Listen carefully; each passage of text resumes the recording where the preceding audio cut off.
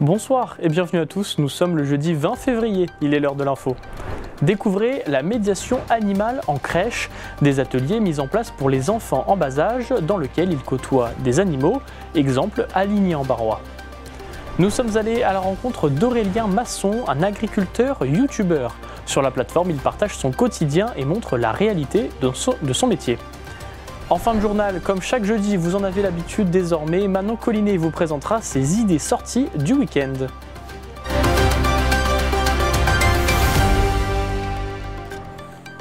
C'est une nouveauté dans le Sud-Meusien. Je vous le disais, des ateliers de médiation animale ont été mis en place pour les enfants en bas âge ou les résidents d'EHPAD.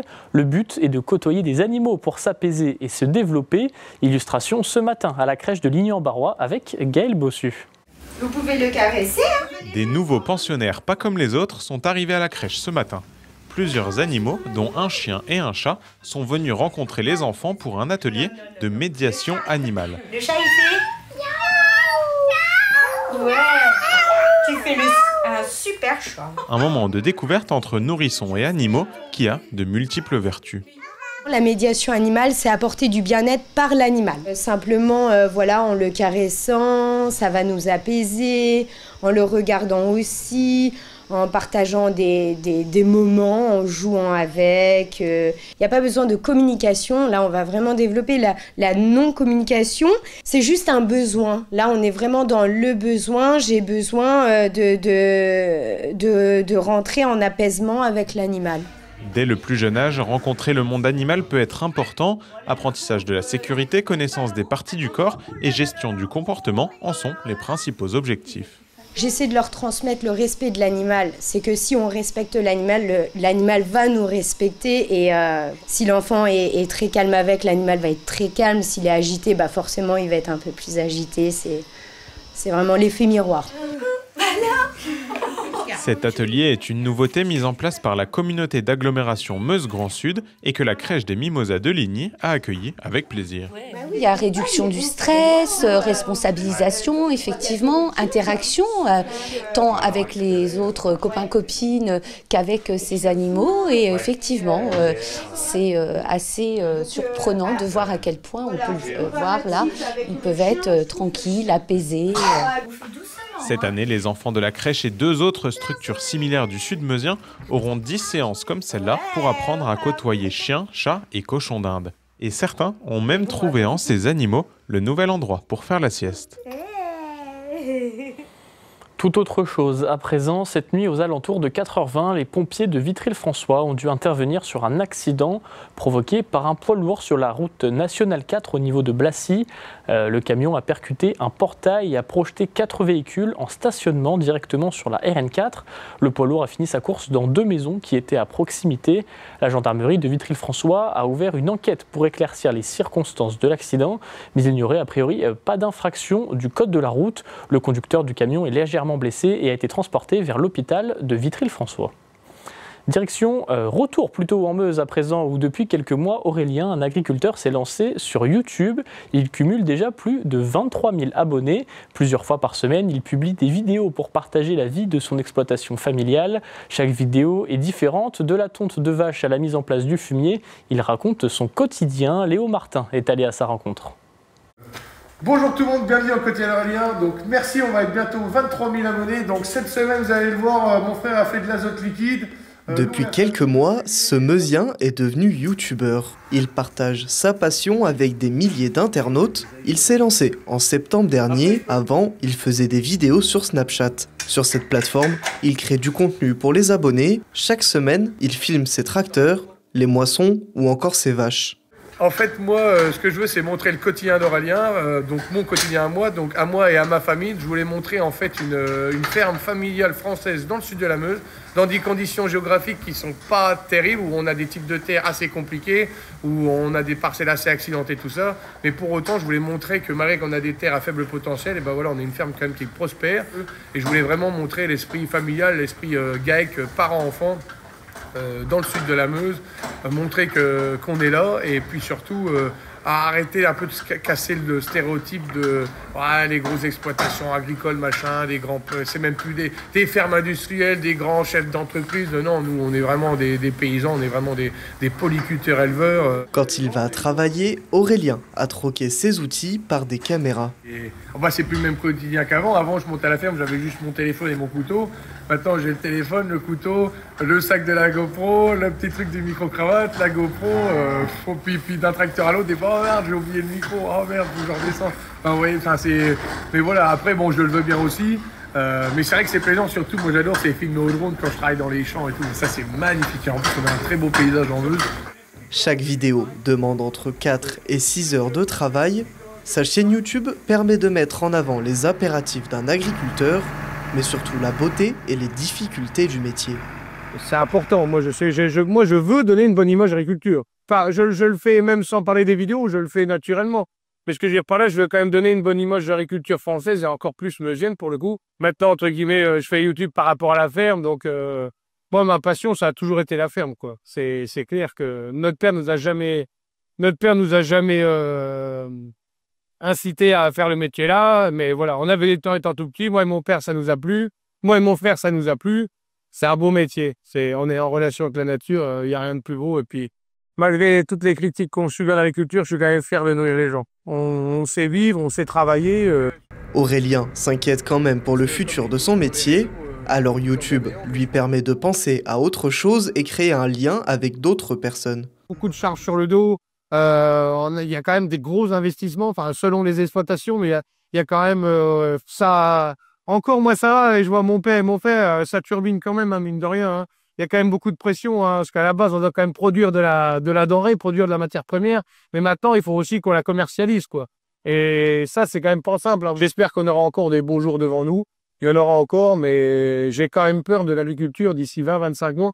L'agriculture est en pleine mutation, enfin depuis 20 ans on voit bien un peu l'évolution. Des fois dans le bon sens, mais souvent dans le mauvais. Mais j'espère juste qu'à force de nous en demander comme ça, j'ai bien peur que la corde elle casse. Pour autant, le youtubeur agriculteur va continuer ses vidéos. Il espère même passer la barre symbolique des 50 000 abonnés d'ici la fin de l'année. Aurélien se rendra d'ailleurs au Salon de l'Agriculture où il pourrait recevoir un trophée pour récompenser sa progression sur YouTube. Depuis un an, le club de randonnée Pertois Sport Nature a inauguré le circuit pédestre du Crapaud-Sonneur, 5,4 km au cœur de la forêt de Trois-Fontaines, pour découvrir la riche histoire de la forêt et de sa faune. La volonté de l'association était de permettre à tout public d'accéder à la forêt. Nous vous proposons ce soir une rediffusion de ce reportage. Regardez. La forêt de Trois-Fontaines est un morceau d'histoire locale. Pour le mettre à l'honneur, le club de randonnée Pertois Sport Nature a décidé de créer un nouveau circuit pédestre. L'objectif, donner envie aux familles de venir se balader sur un chemin balisé et accessible.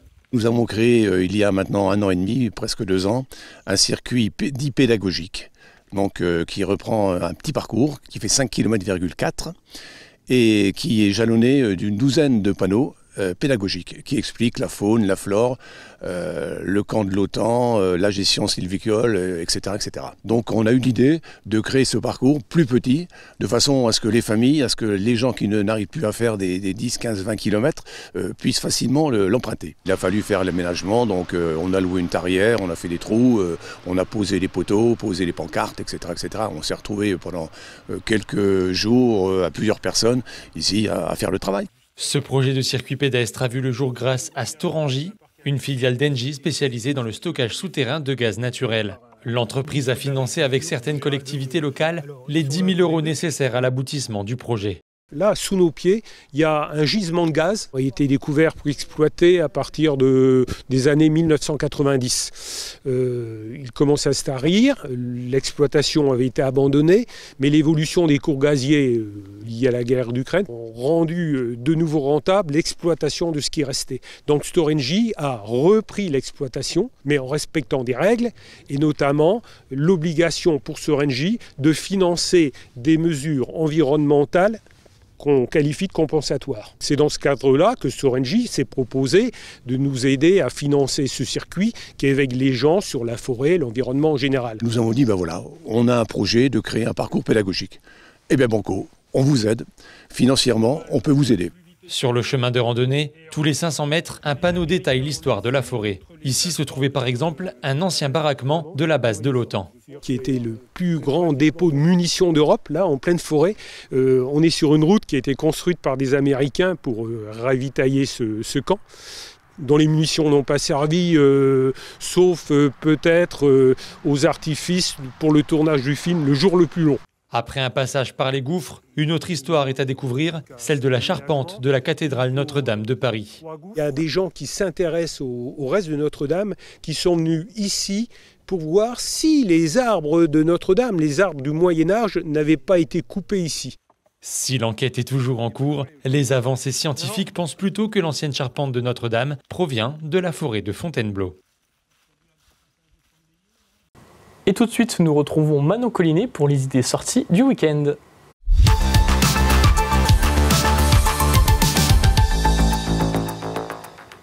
Bonsoir Manon. Bonsoir Paul. Alors comme chaque semaine, tu vas nous partager tes idées de sortie pour ce dernier week-end des vacances. Et nous commençons notre tour d'horizon à Chaumont avec un peu de sport. Une fois n'est pas coutume Paul, cette fois on commence par le CVB 52 qui affronte Montpellier, actuel leader. Le vainqueur de cette rencontre pourrait prendre la première place de la Marmara Spike League, à savoir que quelques places sont encore disponibles en billetterie. Et coup d'envoi prévu ce vendredi à 20h. Et si vous ne pouvez pas vous y rendre, pas d'inquiétude, Gaël Bossu vous fera un résumé de la rencontre dans l'infosport de lundi.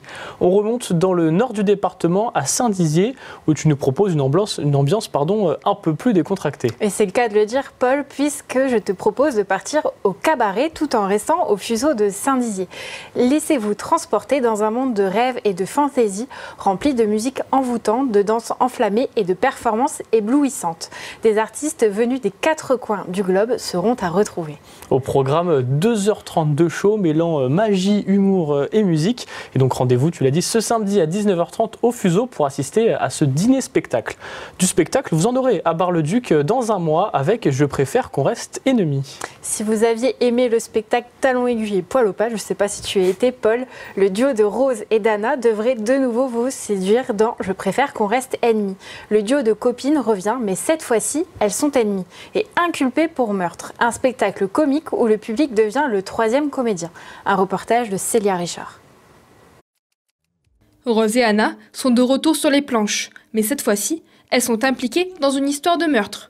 L'intrigue se déroule 10 ans après le spectacle Talons aiguilles et poil aux pattes, et lors de leur retrouvailles, les deux copines se détestent. Donc l'idée, c'est de faire une histoire, ça dure 1 heure, c'est une enquête policière interactive avec le public, où les deux amis vont se retrouver, c'est des amis de lycée, enfin des ennemis plutôt du lycée, et avec le public, elles vont devoir reconstituer la fameuse soirée du meurtre. C'est une comédie complètement déjantée, qui flirte vraiment avec beaucoup de comiques de situation, d'absurde, et voilà, avec des clichés aussi sur les enquêtes criminelles. Un spectacle dans lequel le public joue le rôle de l'inspecteur et accompagne les deux jeunes femmes durant près d'1 heure. À certains moments, ils seront complices ou parfois ils seront juste spectateurs et devront juger par eux-mêmes de la sincérité de ces deux filles. Les deux comédiennes sont également amies dans la vraie vie. Elles se sont inspirées de leurs centres d'intérêt et de leurs expériences pour écrire ce spectacle. Leur objectif est de jouer avec les particularités des amitiés féminines en les poussant à leur paroxysme.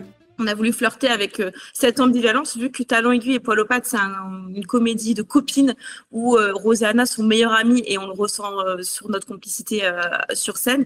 Là, l'idée, c'était le challenge de faire justement ces deux filles, mais qui se détestent parce qu'on a tous vécu un jour dans notre vie quelqu'un qu'on ne pouvait pas sentir. Et qu'est-ce que ça fait d'être enfermé avec lui pendant 1 heure alors qu'on ne peut pas se le voir? Le spectacle Je préfère qu'on reste ennemis est en tournée dans toute la France. Vous pourrez retrouver Nathalie et Lise sur les planches de la Barroise à Bar-le-Duc le 22 mars prochain. A noter que des places sont encore disponibles avec une offre de lancement que vous pouvez profiter avec des places à 20 €. Après le cabaret et la comédie, Manon, tu nous proposes une sortie un petit peu plus calme avec une exposition photo en présence du photographe Yannick Guggenheim. Oui, rappelez-vous, il était déjà venu au Festival Photomontier en novembre dernier. Cette fois, c'est à l'église de Champaubert qu'il se rendra pour présenter l'exposition 6 pieds sous l'eau la vie. Elle est à découvrir en entrée libre ce samedi et ce dimanche de 10h à 17h30. Une conférence sur la photo subaquatique sera également proposée à 14h dans le cadre des Journées mondiales des zones humides. Merci Manon, et n'oubliez pas, d'autres idées sorties sont à retrouver dans l'agenda sur notre site internet et notre application. Merci Paul.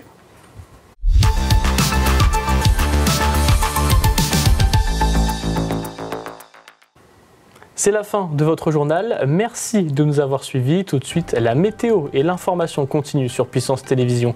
Excellente soirée.